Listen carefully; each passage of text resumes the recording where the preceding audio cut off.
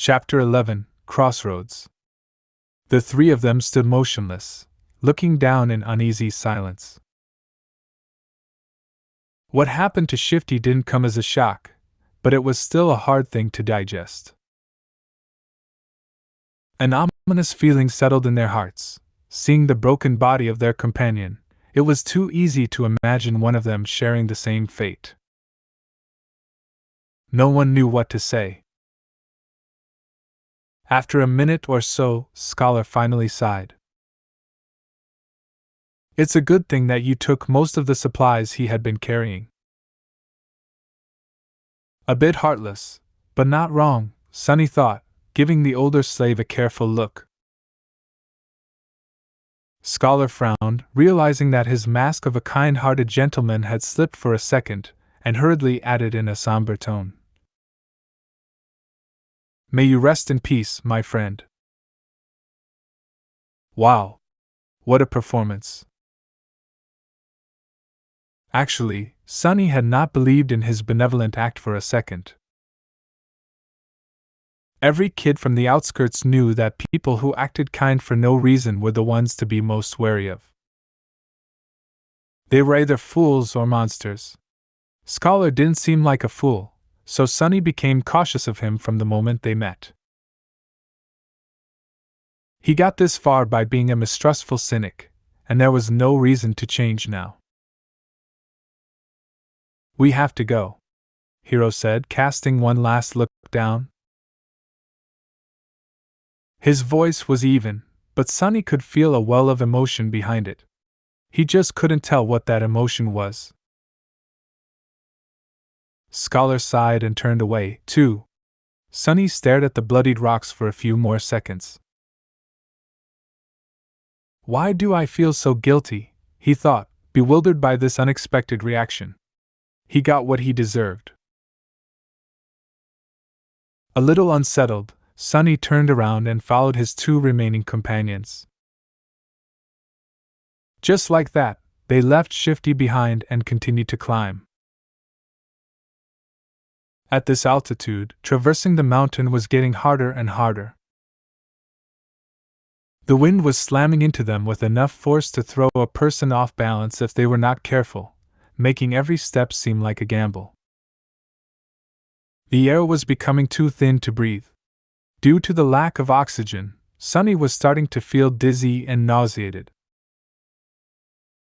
It was as though they were all slowly suffocating. Altitude sickness was not something one could overcome with effort. It was subtle and overbearing at the same time, affecting the strong and the weak with no regard to their fitness and endurance. If his luck was bad, an elite athlete could succumb to it faster than a random passerby. It was just a question of your body's innate aptitude and adaptability.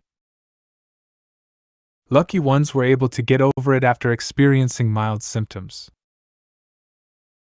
The others were sometimes crippled for days or weeks, suffering from all kinds of torturous side effects. Some even died. As though all that wasn't bad enough, it was getting colder, too. The warm clothes and fur weren't enough to keep the chill at bay anymore.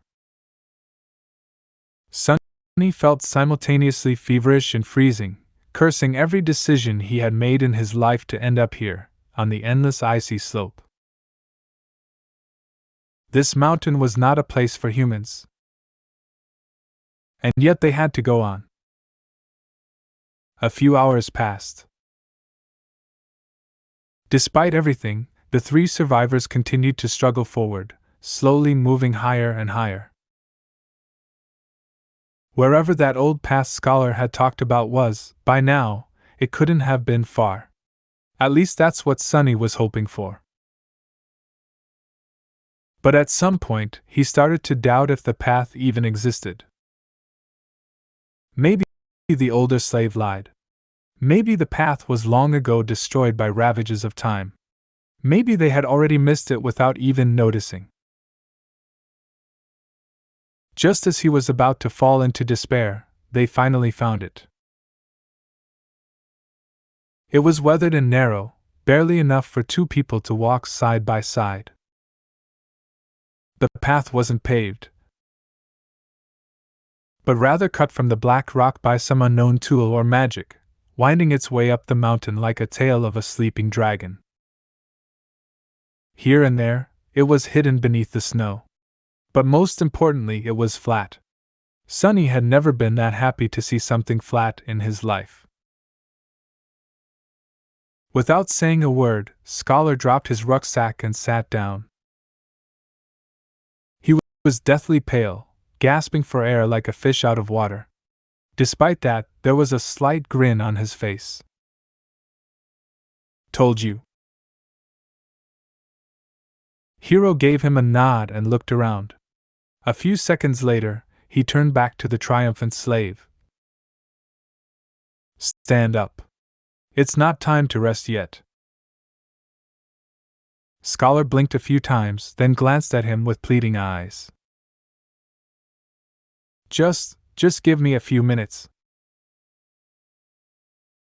The young soldier was going to retort, but Sonny suddenly put a hand on his shoulder. Hero turned to face him. "What is it?" "It's gone." "What is gone?" Sonny gestured down, back the way they came. "Shifty's body. It's gone." Hero stared at him for a few moments, clearly failing to understand what Sonny was trying to say. "Oh, right. They don't know that Shifty's name is Shifty. Ahem. Awkward." He wanted to explain, but both Scholar and Hero seemed to have grasped his meaning. Simultaneously, they moved to the edge of the stone path and looked down, trying to spot the place where Shifty had met his end. Indeed, the splattering of blood could still be seen on the jagged rocks, but the corpse itself was nowhere to be found. Scholar flinched back and crawled as far away from the edge as he could. The young soldier also backed away, instinctively grabbing the handle of his sword. The three of them exchanged tense looks, clearly understanding the implication of Shifty's disappearance. "It's the monster," Scholar said, even paler than before. "It's following us." Hero gritted his teeth. "You are right. And if it is that close, we will inevitably be forced to fight it soon." The idea of fighting the tyrant was as frightening as it was preposterous. He might as well have said that they will all be dead soon. The truth of it was painfully clear to both Sonny and Scholar. But the older slave, surprisingly, did not look panicked. Instead, he lowered his gaze and quietly said, "Not necessarily." Hero and Sonny turned to him, all ears. The young soldier raised an eyebrow. "Explain?" "Here it comes." Scholar sighed. "The beast had traced us this far in just a day. That means that there are two most probable possibilities. Either it is smart enough to realize where we are going, or it is following the scent of blood." After a bit of thinking, Hero nodded, agreeing with this logic. The older slave smiled slightly and continued, "Whether it is one or another, we can throw him off our trail and buy some time." "How do we do that?" Despite the urgency in Hero's voice, Scholar hesitated and remained silent. "Why are you not answering? Speak!" The older slave sighed again and slowly, as though against his will, answered. Sonny was waiting for this moment for a while now. "We'll just have to make the boy bleed. Drag him down the path, then leave him there as bait and go up instead. His sacrifice will save our lives." "Right on time." If Sonny wasn't mad and scared witless, of course, he would have smiled. His judgment, it seems, was eerily on point. Affirmation was always nice, but not in this situation where being right also meant potentially being used as monster bait. He remembered the words Scholar had spoken back when Shifty was campaigning to have Sonny killed.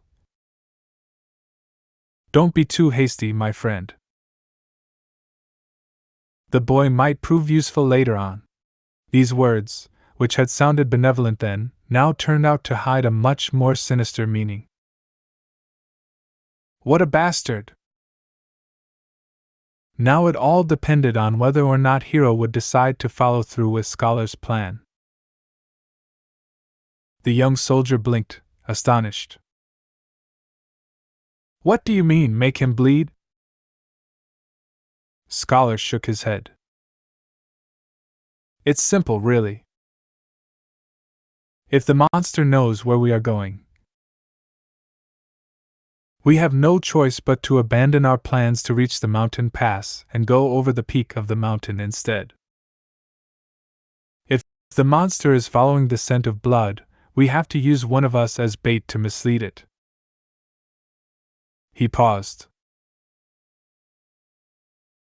Only by leaving a bleeding man further down the path can we reliably avoid the pursuit, no matter how it is tracking us. Hero stood motionless, his eyes jumping between Scholar and Sonny. After a few seconds, he asked,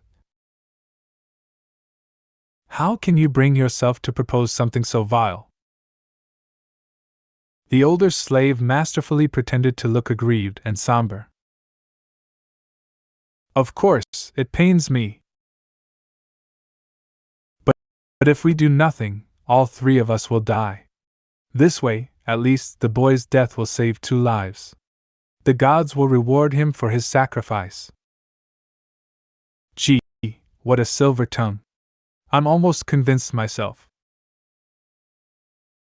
The young soldier opened his mouth, then closed it again, hesitating. Sonny was silently watching the other 2 survivors, measuring his chances of coming on top in a fight.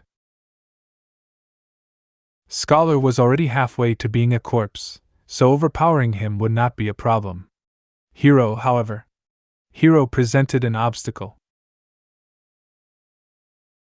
Chapter 12: The Smell of Blood. Right now, that obstacle was looking down, avoiding Sonny's gaze. His hand was resting on the sword handle. As always, the young slave had no idea about what was going on inside Hero's perfectly shaped head. The uncertainty was making him nervous. Finally, after some time had passed, the soldier spoke. I have only one question. Both Sonny and Scholar stared at him while holding their breaths. Yes? You said that one of us must be sacrificed to save the other 2. Why him? From what I see, you are far closer to the grave. A great question. I was just about to ask it myself. Sonny turned to the older slave, trying very hard to suppress a mocking grin. But to his dismay, Scholar had an answer ready. Before the first attack, he was already bleeding because of your senior's whip. During the attack, he was drenched in the blood of a fellow slave. His cloak, too, was soaked in it when the previous owner died. The boy already reeks of blood. Keeping him alive will put us in danger. That's why he is the best choice. The grin died before reaching Sonny's face. Curse you and your big brain. Scholar's reasoning was appallingly solid. Hero listened, his expression growing darker with each word. Finally, he looked at Sonny, a dangerous light shining in his eyes. That is true. Sonny felt his mouth getting dry. Cold sweat was running down his spine. He tensed, ready to act. But at that moment, Hiro smiled. "Your logic is almost unassailable," he said, unsheathing the sword. "However, you failed to account for one thing." Scholar raised an eyebrow, trying to hide his own nervousness. "What might that be?" The young soldier turned to face him, the smile disappearing from his face. Now, he was radiating thick, practically palpable killing intent. "It's that I know who you are, Your Grace. I also know what you've done, and how you ended up a salve. Just one of the revolting crimes you have committed would be enough to make me want to kill you. So if there is someone among us who deserves to be sacrificed, it's you." Scholar's eyes widened. But the smell of blood." "Don't worry about it. I'll make you bleed enough to overpower whatever residual scent the boy carries." It all happened so fast that Sonny barely had time to react. Hiro lunged forward with a speed that seemed almost inhuman. A moment later, Scholar was shrieking on the ground, his leg broken with one strike from the flat side of the young soldier's sword. Not giving him an opportunity to recover, Hiro stomped on his other leg, and a sickening sound of shattering bones could be clearly heard. The shriek turned into a sobbing howl. Just like that, Scholar was done for.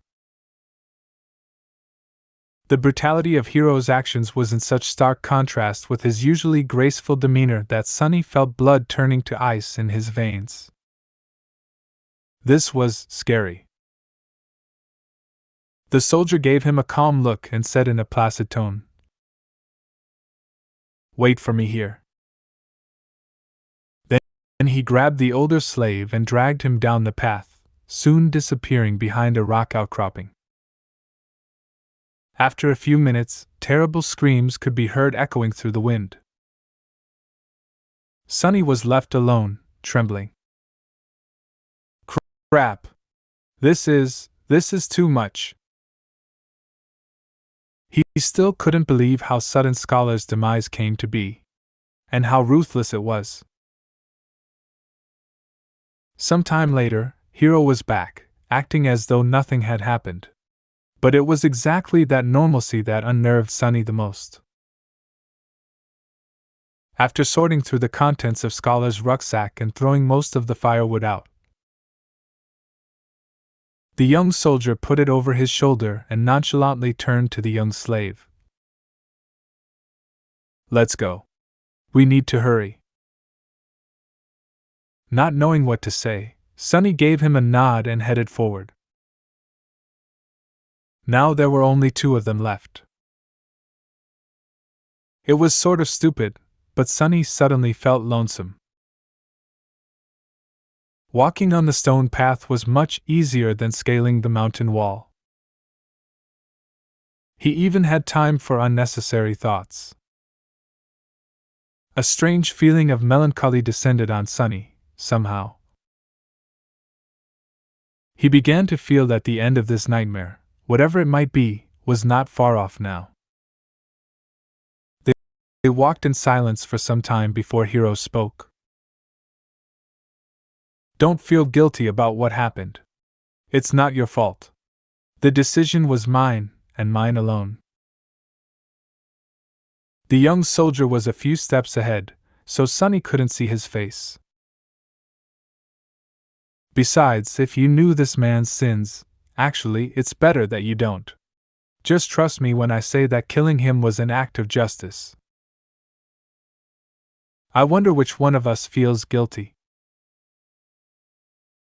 These people, always trying to rationalize their actions, always desperate to maintain an illusion of righteousness even while doing most foul things. Sonny hated the hypocrisy. Not getting an answer, Hiro chuckled. "You don't like to talk, do you? Well, fair enough. Silence is gold. They didn't speak again after that, each preoccupied with their own thoughts. The sun was setting, painting the world into a million shades of crimson. This high up, the air was clean and crisp, pierced by streams of scarlet light. Below them, a sea of maroon clouds was slowly rolling past the mountain. The stars and the moon had begun to reveal themselves in the vermilion sky. It was quite beautiful.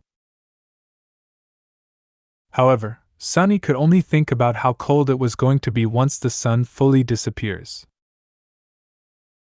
Before that happened, Hero had found them a shelter. Not far from the path, hidden behind some tall rocks, was a narrow crevice that extended into the slope of the mountain. Happy to be safe from the piercing wind, they explored the crevice and ended up in a small, well-concealed cave. Sunny made a move to unbundle some firewood, but Hero stopped him with a shake of his head. Today we will camp without making a fire. The beast is too close. Camping without the warm flames to keep them company was not going to be pleasant, but at least they weren't going to freeze to death inside the cave. In any case, the alternative was too frightening. Sunny sat down, putting his back against the cave's wall.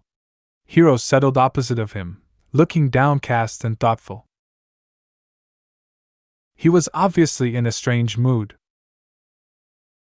If nothing else, it was apparent from the fact that today, for the first time, the young soldier had failed to care for his sword after making camp. Soon, the sun was gone, and their small cave became completely dark. Sunny, of course, could still see perfectly well. Hero, on the other hand, was now completely blind. In the darkness, his handsome face looked noble and, for some reason, sorrowful. Sunny studied it, not willing to fall asleep. After a while, Hero suddenly spoke in a quiet voice. You know, it's strange. Usually, I can feel someone's presence even in absolute darkness. But with you, there's nothing. It's like you are just one of the shadows. With only silence to answer him, he smiled. Are you asleep?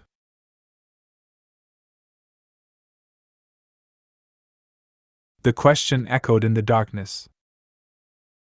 Sunny, who had never spoken with Hero unless there was an urgent need to, and even then only using a few words at best, felt like there was a strange intimacy between them now. That's why he decided to talk. Maybe the darkness gave him courage. Besides, there was an occasion. Why?